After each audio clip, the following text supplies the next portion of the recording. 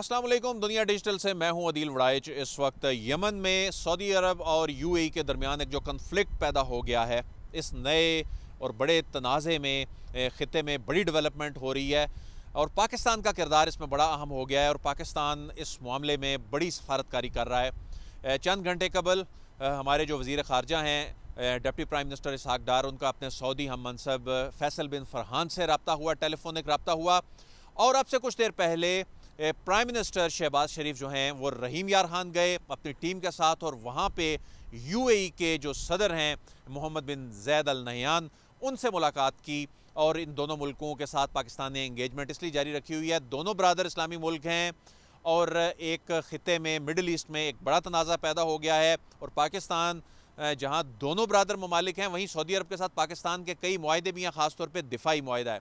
तो इस सूरत हाल में आगे क्या होने जा रहा है, लेकिन ये मामला शुरू उस वक्त हुआ जब सऊदी इत्तेहाद की क़ियादत में जो स्ट्राइक्स की गई यमन में, जो यमन का साउथ है, वहाँ रेड सी के करीब, वहाँ पे कंसाइनमेंट यूएई की जानिब से भिजवाई गई थी। और वो कंसाइनमेंट, उस पर इल्ज़ाम ये लगा कि इसमें असलहा है, इसमें गाड़ियाँ हैं, और इल्ज़ाम ये यूएई पे लगा है कि ये कंसाइनमेंट जो है, ये असलहा जो है, ये जो यमन की हुकूमत के ख़िलाफ़ इस्तेमाल होना है, वहाँ पे अदम इस्तेहकाम के लिए इस्तेमाल हो सकता है। और ये एसटीसी जो कि वहाँ की सदर्न ट्रांजिशनल काउंसिल है, जिस पे यूएई के हवाले से कहा जाता है कि वो इसको सपोर्ट करती है, ये यमन के साउथ में ये ग्रुप बैठा हुआ है। यानी यमन के शुमाल में हौसी हैं। 2014 में इनके ख़िलाफ़ एक ये जो कॉन्फ्लिक्ट ये शुरू हुआ था, तो उस वक़्त एसटीसी भी सऊदी अरब और ये यूएई इसके साथ मिल के उनके ख़िलाफ़ लड़ रहे थे। लेकिन उसके बाद ये जो एसटीसी है, सदर्न ट्रांजिशनल काउंसिल, इसने यमन के साउथ पे कब्ज़ा कर लिया और इसने कहा कि हमारी यहाँ पे इजारादारी है। तो यूएई के साथ इनकी इंगेजमेंट जो है वो बज़ाहिर बहुत ज़्यादा बढ़ गई। तो उसके बाद जो यूएई पर इल्ज़ाम ये लगाया जाता है कि वो रेड सी तक एक्सेस करने के हवाले से जो है वो इसके साथ इंगेज रहता है। और रेड सी, चूँकि मैं आपको बताता चलूँ कि यूएई जो है वो एक कोने में है और उसको यहाँ पर रेड सी तक पहुँचने के लिए सऊदी अरब से या यमन या ओमान से गुज़र के ही वो वहाँ पर पहुँच सकता है यूएई जो है। तो ये मामला, इसमें कहा जा रहा है कि ये इसकी जो स्ट्रेटेजिक लोकेशन है, इस पे ख़ित्ते के मिडल ईस्ट के इन बड़े ममालिक की जो नज़र है। तो इस मामले पे जो प्राइम मिनिस्टर अब से थोड़ी देर पहले गए, जो रहीम यार खान, वहाँ पे क्या बात हुई और जो इसहाक डार हैं उनका रब्ता हुआ अपने सऊदी हम मनसब के साथ। तो आगे क्या होने जा रहा है, हमारे साथ दुनिया डिजिटल के टीम मेंबर ज़ीशान यूसुफ़ज़ई मौजूद हैं, फ़ॉरेन अफेयर्स को कवर करते हैं। ज़ीशान, ये बताएं कि यूएई ये कह रहा है कि वो जो असलहा था, वो जो शिपमेंट आई, वो असलहा बुनियादी तौर पे एसटीसी के लिए नहीं था। वो वहाँ पे ऑलरेडी जो मौजूद फोर्सेस हैं, जो बुनियादी तौर पे वहाँ पे अमन कायम करने के लिए, ये उनके लिए जा रहा था। असल में कहानी क्या हुई, यूएई क्या कह रहा है, सऊदी अरब इसमें क्या कह रहा है, असल में दोनों का मौक़िफ़ जो है सबसे पहले तो वो रखें आप। देखिए दिल साहब, दोनों का मौक़िफ़ बहुत वाज़ेह है और उनकी जो वज़ारत ख़ारिजा, उन्होंने एक प्रेस रिलीज़ जारी की है। यूएई ने जो प्रेस रिलीज़ जारी की है उसमें बताया गया है कि जो शिपमेंट आई थी उसमें उन्होंने असलहे को डिनाई किया कि इसमें असलहा था ही नहीं, इसमें गाड़ियाँ थी और वो गाड़ियाँ जा रही थी जो यूएई के फोर्सेस हैं, जो सऊदी अरेबिया के इत्तेहाद में एक फ़ोर्स कायम की गई जिसमें मुख्तलिफ ममालिक के जो वहाँ पर फोर्सेस हैं जो सर्व कर रहे हैं। जो यमन प्रेसिडेंशियल काउंसिल है उसके जो हम ख्याल लोग हैं, तो कह रहे थे कि इसके लिए जा रहे थे। और उस प्रेस रिलीज़ में बताया गया, बड़ी इंपॉर्टेंट बात है कि आला सतह पर सऊदी अरेबिया के साथ हमारा जो है इस पर इत्तेफाक तक ये जा रही है। नाज़रीन को हम ये क्लियर करते जाएं, क्योंकि इससे फिर कन्फ्यूजन फैल जाती है कि यमन प्रेसिडेंशियल काउंसिल क्या है। इस वक्त यमन के अंदर ना बुनियादी तौर पर 3 रीजन्स में इस वक्त बढ़ चुका है। यानी जो उसका जो शुमाल है, जो सऊदी अरब से जो उसको टच हो रहा है, उसका जो बॉर्डर का जो इलाका, वो वहाँ पे हौसी हैं उस साइड पे।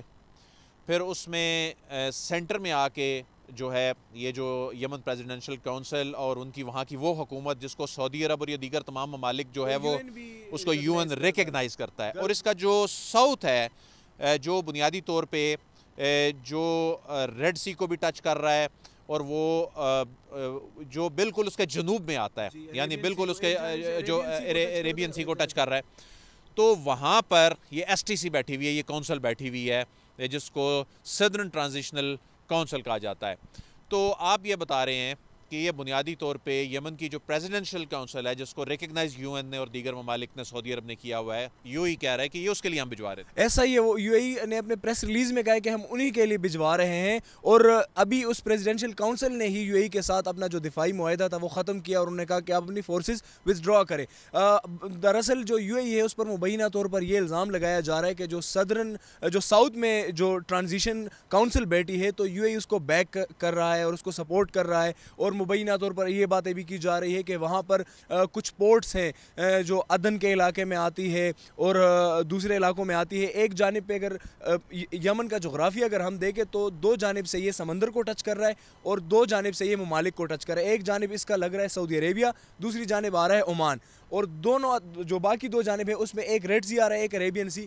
तो बताया ये जा रहा है कि यूएई जो है यहाँ तक अपना एक्सेस चाहता है। दूसरी कुछ रिपोर्ट्स ये भी आ रही है कि जो इलाके हैं जहाँ पर एसटीसी है तो वो कुदरती ज़खायर से बड़े मालामाल है, तेल के बड़े ज़खायर है। तो इस तरह के इल्ज़ामात लगाए जा रहे हैं। लेकिन जब ये अटैक्स किए गए तो जो सऊदी अरेबिया की जानिब से प्रेस रिलीज़ जारी की गई, अगर उसका जायज़ा लिया जाए तो वो बहुत ही उसमें जो सऊदी अरेबिया है उन्होंने इस मामले को अपनी नेशनल सिक्योरिटी से जोड़ लिया और वो बताया गया कि ये जो इलाका है ये हमारे बॉर्डर को टच करता है, तो ये हमारी नेशनल सिक्योरिटी का मामला है। बेसिकली वो एक बफर जोन है, क्योंकि वहाँ पे एक साइड पे है हुतीज़ जिसको ईरान सपोर्ट कर रहा है, मुबैना तौर पर ये बात बताई जा रही है। दूसरी जानिब एसटीसी है और तीसरी जानिब जो है जो यूएन की रिकॉग्नाइज बॉडी है वो है। लेकिन इसके अलावा भी वहाँ पर मुख्तलिफ जो मिलिटेंट ग्रुप्स है वो वहाँ पर काम कर रही है।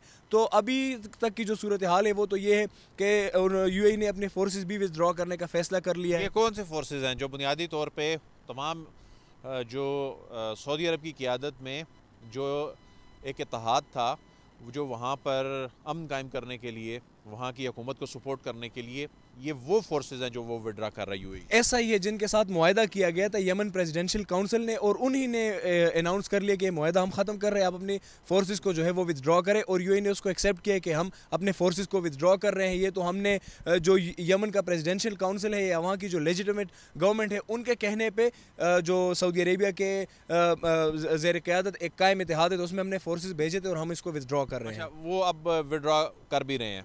अब ये बताएं कि अब प्राइम मिनिस्टर गए हैं रहीम यारहान, बज़ाहिर जो एलामिया जारी हुआ है उसमें तो ज़ाहिर दो तरफ़ा ताल्लुकात पे बात हुई पाकिस्तान और यूएई की। मोहम्मद बिन ज़ैद अल नहयान जो कि इस्लामाबाद आए 26 तारीख को यहाँ पर आए और उसके बाद यहाँ से रहीम यारहान चले गए और उस वक्त से वो वहाँ पर हैं। तो वहाँ प्राइम मिनिस्टर का जाना अपनी टीम के साथ, वहाँ पे जो मौजूदा सूरत हाल में जिस तरह पुरतपाक इस्तकबाल और जिस तरह से बातचीत हुई वो तो बड़ी पॉजिटिव थी। और इसहाक डार साहब ने भी अपने हम मनसब से रब्ता किया। वो क्या इतलात हैं? पाकिस्तान की सफारतकारी क्या अहम किरदार अदा कर सकती है? देखिए, इसके लिए हमें 2-3 दिन पहले जाना पड़ेगा। अगर हम देखें 2-3 दिन पहले दफ्तर खारजा ने एक प्रेस रिलीज़ जारी की और पाकिस्तान इसमें बड़ा एक बैलेंस किरदार अदा कर रहा है जो दोनों बरादर इस्लामी ममालिक है यूएई और सऊदी अरेबिया के दरमियान। वो प्रेस रिलीज़ जो दफ्तर खारजा ने जारी की थी उसमें बताया गया था कि एक तो यमन में हम अमन और इस्तेहकाम के ख्वाह हैं। दूसरा, उस प्रेस रिलीज़ में ये बताया गया था कि सऊदी अरेबिया जो सफारतकारी कर रहा है, जो डिप्लोमेटिक इकदाम उठा रहा है, हम उसको फुली सपोर्ट कर रहे हैं। और साथ ही दूसरी लाइन में बताया गया था कि यूएई जो इकदाम उठा रहा है तो हम उसको भी सपोर्ट कर रहे हैं। और आज ही के दिन वो प्रेस रिलीज़ को अगर हम देखें और आज के दिन तो सेम ही चीज़ें हुई है। आज जो प्राइम मिनिस्टर है वो गए एमबीजी से, उन्होंने मुलाकात की है रहीम यार खान में। और उससे पहले जो वज़ीर ख़ारजा इसहाक डार है तो उन्होंने फैसल बिन फरहान से रब्ता किया है। और उसी प्रेस रिलीज़ को भी अगर हम देखें तो उसमें जो ख़ित्ते की सूरत हाल है और उस पर बातचीत की गई। तो पाकिस्तान बज़ाहिर जो है इस एस्केलेशन को रोकने के लिए दोनों ममालिक के दरमियान एक बैलेंसिंग का किरदार अदा कर रहा है और चाहता है कि मामला ठंडा हो। क्योंकि एक जानिब सऊदी अरेबिया है जहां जिसके साथ पाकिस्तान का एक एग्रीमेंट भी है दिफा का, दूसरी जानिब यूएई है जो पाकिस्तान का बिरादर मुल्क है और उसका जो सदर है वो अभी भी पाकिस्तान में मौजूद है। तो पाकिस्तान चाहता है कि खित्ते में एक अमन हो और इस्तेहकाम हो। तो जो डिप्लोमेटिक सरगर्मियाँ हैं वो जारी और दफ्तर खारजा में ऐसी वाइब्स आ रही हैं कि पाकिस्तान की सफारतकारी जो है वो कारगर जो वो है होती दिखाई दे रही है। इससे पहले भी आप देखें कि किस तरह जब ईरान का बड़ा क्रिटिकल फेज़ आ गया था, ईरान की जंग जो शुरू हो गई अभी चंद महीनों कबल, उसमें पाकिस्तान ने बहुत ही ज़िम्मेदाराना ख़ित्ते में एक अहम मुल्क का किरदार अदा किया और उस मामले में डिफ्यूज़ करने में बड़ा अहम किरदार पाकिस्तान का भी था। ये भी एक बड़ा क्रिटिकल मामला है, दोनों दोस्त मुल्क हैं, दोनों के हवाले से चंद ही घंटों में बड़ी डेवलपमेंट्स पाकिस्तान ने की हैं।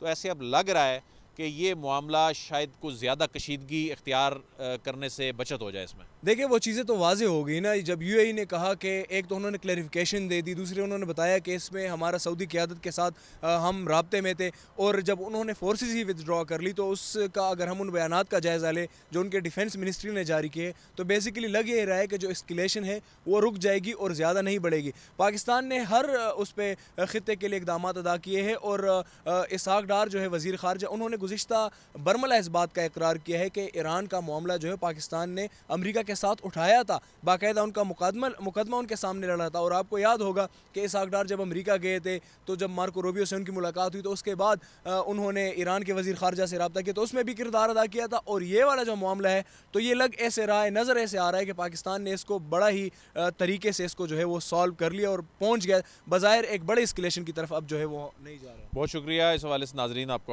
अपडेट करते रहेंगे, जो इतलात आ रही हैं हर गुज़रते वक्त के साथ डेवलपमेंट्स जो हैं वो ख़ित्ते में हो रही हैं। तो अब देखते हैं कि अगले चंद घंटे जो हैं उसमें दोनों ममालिक के हवाले से जो ख़ास तौर पे कशीदगी ख़त्म करने के हवाले से पाकिस्तान सफारतकारी का किरदार अदा कर रहा है, इसमें वो कितनी कारगर साबित होती है। आदिल वड़ाइच को इजाज़त दीजिए, आपसे फिर मुलाकात होगी। अल्लाह हाफ़िज़।